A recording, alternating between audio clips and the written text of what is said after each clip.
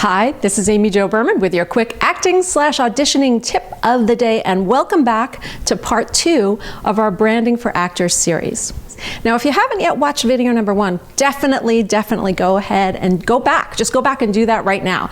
That was the video where I answered the most foundational question about branding for actors. What is branding and why do I need it as an actor? Super important. Now, in this video number 2, we're going to take it a step further. In this video, you're going to get the answer to the question, isn't branding just the same thing as typecasting? Or will I get typecast if I brand myself? If you want to know the answers to those 2 questions, let's go.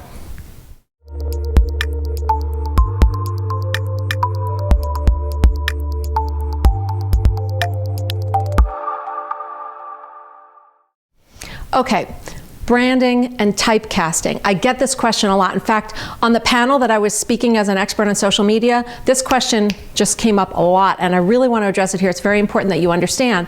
First of all, take a deep breath and relax, okay? You're not going to get typecast by dialing in your branding, your message, right? That's what we talked about on the last video.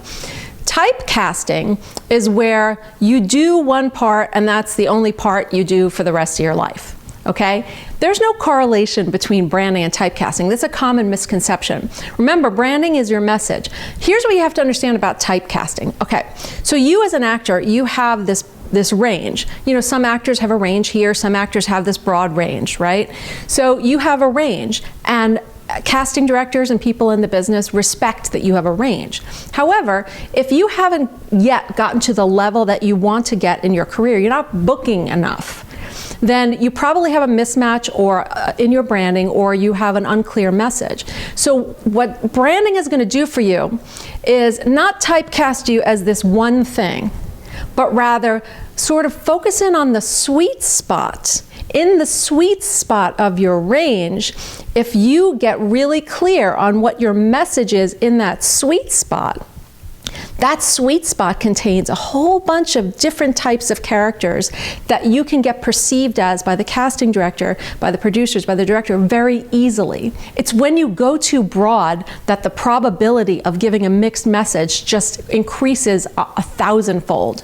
And where this comes in handy, you see, if you have a really broad range as an actor, that's great. You will get to show people that if you first identify the sweet spot, brand yourself within that sweet spot, and then people will be able to receive you. Again, that match that we talked about in video number 1 will happen way more often, and you'll get lots of interesting roles within the sweet spot. Then, once you've established yourself a little bit more as an actor, then that's when they start broadening up and going, gee, I wonder what else she can do over here and over there in your range. So don't be afraid to look for that sweet spot in your range, and that in and of itself will create a much more distinct branding message that will allow you to book more jobs. Okay, are you starting to get an inkling as to how all this works? I cannot wait to share video number 3 with you if that's the case. So make sure that you come back and watch it so you can start to understand how all this branding stuff comes together, and when it's done right, how it can help rock your acting career, and you'll start to see way better results from all of your activity and your action. Okay, so go ahead and make sure that you come back for video 3, and I'll see you on the next video.